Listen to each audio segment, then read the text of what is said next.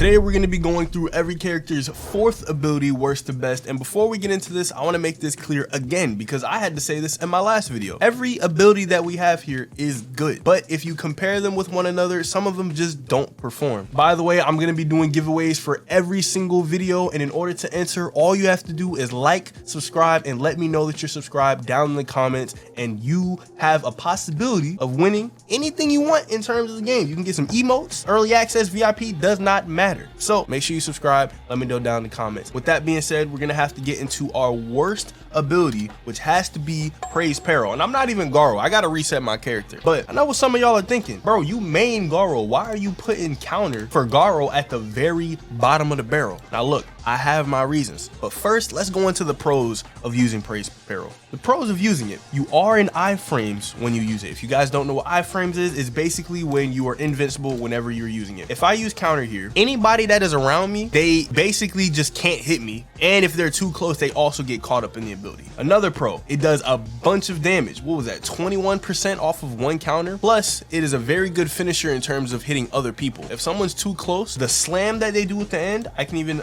show you guys that. If I put finishers on here and use counter, the very end of the animation can also catch people off guard. It can hit people as well. Now, even though these are very good pros, this is a very good ability, but what are the cons for it? The cons is extremely frustrating because the first thing with counter in general, it is a very reactive and it is a very defensive ability. It's not very versatile and you can't use it in a lot of situations other than if someone just is hitting you a lot or if you see an ability coming from a mile away and you just have good reaction time. Now the cons of it, if you have someone that is Speed of Sound Sonic or Saitama or anybody that has an ability that is extremely fast, right? If you use Flash Strike or Scatter with Speed of Sound Sonic or you use Serious Punch, if you use counter, sometimes you'll just teleport like 3 feet forward and the counter doesn't even hit them. Now you're just stuck slapping the air randomly and you don't know what to do. Now there are some times where you can get out of that, but most times you really can't. And there's actually a movement ability that you can perfect to where if you counter, someone can still get out of it, right? So you can do a down slam, right? A regular old down slam. Let's say this weakest dummy's Garo. If I go back at the very last second when they use counter, the gravitational pull of the counter doesn't affect me. Why does counter have a gravitational pull? I don't know. This is also very good. So like I said, none of these abilities are bad at all in the slightest, but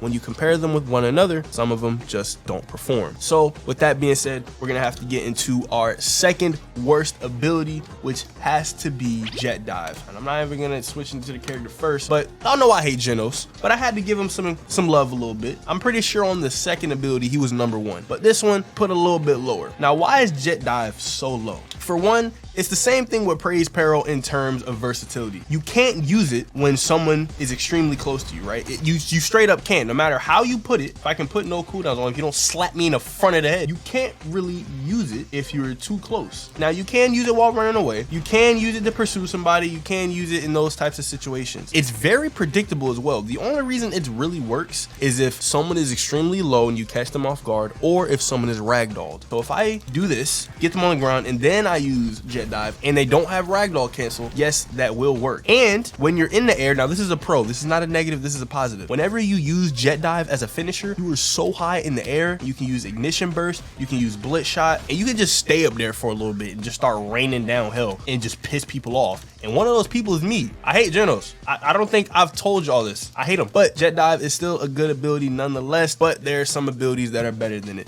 So speaking of abilities that are better than it, we're gonna have to go into our third worst ability, which has to be, drumroll please, Split Second Counter. Now, why is this counter way better than the Garo counter? Now, there's actually a bunch of reasons on why this is better. I did not mention that the first counter, you can deflect Shuriken, you can deflect trash cans, you can deflect Genos' Fireball, which are all very good as well. But with Garo's counter, the only way you can combo with it is if you do something very specific. Let's go back to Garo real quick so I can show you guys what I'm talking about before we even get into Atomic Samurai's pros and cons. Now, if I were to use counter, and let's say this guy didn't have ragdoll cancel and I use counter, and I look the other way, right? See, I can use Hunter's Grasp and I can do a combo off of that if they don't have ragdoll cancel, but it's very specific on if they have ragdoll cancel or not. Plus, sometimes you can use counter and you can look the other way so they don't get hit by that final strike, and you'll still end up hitting them and you can't do it at all. Now, I don't know why it's not working with the dummy, but there are times where that happens. Garo mains, you know exactly what I'm talking about. But with split second counter, you have very, very, very, very high combo potential because counter with Atomic Samurai does not move them at all. You can immediately do a combo after it. Plus Atomic Samurai has a passive ability where he'll sometimes have a second counter or a second ability that he can use. Right, so if I use counter, right, I can immediately get into my own ability. Now it's finishers only on still, and that is also the most sexiest finisher you can ever have on any game ever. And that's also just a reason why I'm putting it up. But if I turn no finishers off and I use counter, you guys can see exactly what I'm talking about. This is not an attacking dummy, but we're just gonna move you. So if I use split second counter, I can immediately go into my own combo. You can't do that with Garo, simply because when you hit them, they go 50 feet. Now the reason the counters aren't higher is because, again, it's very defensive and it's very reactive. The only way it'll work offensively if the person you're fighting is stupid. And what I mean by that is if you walk up to somebody and just use counter because they're completely oblivious,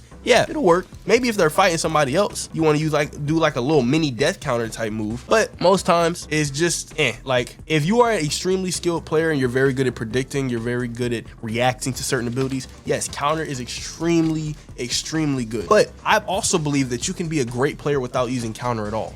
There was a time where I never used counter and I was still doing just as good. Now there are some points where it's completely obvious to use counter, like some Genos use a jet dive or someone's running at you with a scatter, or just very slow abilities that you can use counter with. Even foul ball, that's very slow, you can use counter with that. There are certain situations where you can't execute it, it's just very specified, and the abilities that I'm about to go over next, you can use it in a lot of different situations. So with that being said, we're gonna have to get into our third best ability, which I'm gonna say has to be Uppercut. Now the reason we're putting Uppercut on this part of this list specifically, let's go over the pros first. Now there are a lot of abilities where you only have to have the dummy either standing up or sitting down or ragdolled when you have to use it. But with Saitama, it doesn't matter, especially when you're using Uppercut. They could be on the ground or they can be standing up, and Uppercut will work the exact same way. They don't go farther, they don't have some type of weird property with it, they literally move the exact same way. Plus the combo potential is very high, and when you land these combos, you do a bunch more damage. As you can see, I'm doing this combo extremely consistently, and you can do it in so many different ways, and it's honestly not that hard to miss it. Plus, there are different variations. By using Uppercut, I can use a front dash if I'm not stupid. Let me spawn another dummy real quick. If I use an Uppercut on this dummy, you can also front dash while they're falling, and I can actually hit it real quick, right? You can also do it that way. And I haven't even tried using consecutive punches with a shove, with an uppercut, with a normal punch. I hadn't even tried none of that. Because if I go here, right, I can use consecutive punches. If I was in an actual lobby, I'd be able to do something different. But still, it is extremely versatile. Now, can you use it long range? No, you can't. You have to make sure that the person is close range. But with these next abilities on this list, you can do a bit of both. So with that being said, we're gonna have to go into our second best ability, which I'm gonna say has to be Foul Ball. And the reason I'm putting Foul Ball on this part of this list, like I said, you can use it close range and you can use it long range. It has two different versions. If I hit somebody with the Foul Ball directly, it can be a finisher, like so, or you can use a combo for it. If I actually move this guy over here, if I move a little bit forward, I can use a down slam. As they're falling, I can go into a beatdown if I'm good enough to use it, but I suck up. Okay, let's try that again. So if I use a Foul Ball, right, and not actually do the second variation, let me do a down slam first. Bro, chill. If I do a little M1 combo and then I use Foul Ball and now it's a finisher, I'm playing like actual doo-doo on some dummies. These aren't even real people. Okay, 1, 2, 3, 4, use Foul Ball, right? And then you move forward a little bit, you go for a grand slam. As they're falling, use beatdown, right? And it's extremely, I wouldn't say it's extremely easy, but Foul Ball can be used in that way. You can't even dodge out of it. If you're fast enough, I don't think you can counter either. Now that's just the first variation. The second variation is the long range. Now you gotta have some aim with it, but when you do land it, first you can hit multiple people at the same time. It does have area of effect damage. Now the cons with Foul Ball, if you're good enough and somebody uses it too close to you, you can just dash around it. So many freaking metal bats, they'll try to use Foul Ball on me and I'll just immediately dash around them and just do whatever I want with a combo. But again, it's very versatile. You can use it long range, you can use it short range, you can use Foul Ball on somebody and then you can immediately use Grand Slam if you are good enough. But again, I am dookie. So again, you can use Foul Ball, Grand Slam, do whatever you need to do, but I can't really demonstrate it because I suck. Now, with that being said, we're going to have to get into our best ability, and I know I'm about to get slandered by every person that watches me in the comments. Every single one of y'all are going to think I'm crazy. But again, this is not a completely defined list. Everybody has their own different mains. They have different characters that they like to play, different characters that they hate. Genos. You know, y'all can have your own updated list in the comments. If you don't agree, don't slander me, please. My feelings are going to be hurt. You can put your own updated list, all right? So relax. So why am I Genos? Why am I this bucket of bolts? Let me switch. So the best ability is going to have to be... Now, I was talking about versatility. I was talking about abilities being able to use close range and long range and having combo potential, and Explosive Shuriken, believe it or not, has all of that, right? If I can use 3 M1s and use Explosive Shuriken, I can combo with that. Now, I gotta make sure they're actually close when I do it, but I can use Explosive Shuriken and I can use a front dash if I am good enough. But wait a second, hold on, let me spawn this dummy. 1, 2, 3, uppercut, Explosive Shuriken, front dash. Boom, okay, and then we can do scatter, we can do whatever we need to do. We can do 3 M1s, we can do a flash strike, whatever we need to do, right? That is the first variation. Now, second variation, if you don't really want to do a crazy combo, you can immediately do 3 M1s into an Explosive Shuriken, and as they're falling, right, as they're falling, you can use a flash strike or you can use scatter. If I use 3 M1s, immediately use this, and I go into a scatter, they can't really do anything. They can't block, they can't do anything about it. It's a sad story. I use 3 M1s and I immediately use Explosive Shuriken and actually land it, for crying out loud. Please hit that. And then we use flash strike, they just die, and it's extremely high in terms of combo potential.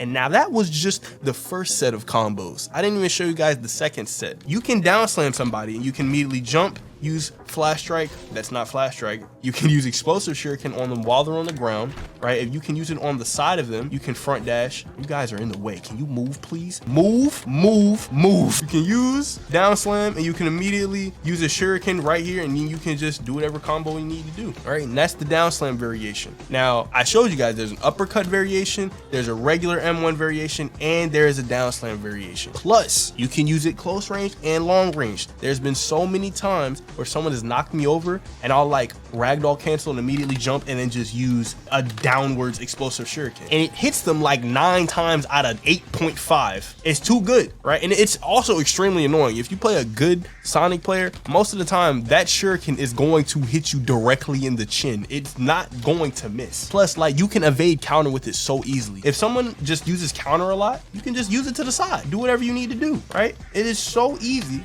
to mess somebody up with it. Now, again, you can use it long range, right? Now, of course, you don't have 7 abilities and 7 shuriken that you can use at once, but you get the gist. There's been so many times where I've been in the 1v1, and the second the match starts, I just throw a shuriken directly right in between the gap of their teeth, and it's horrible. But with that being said, that is every character's 4th ability ranked worst to best. Thanks for watching, and make sure to click on this video right here.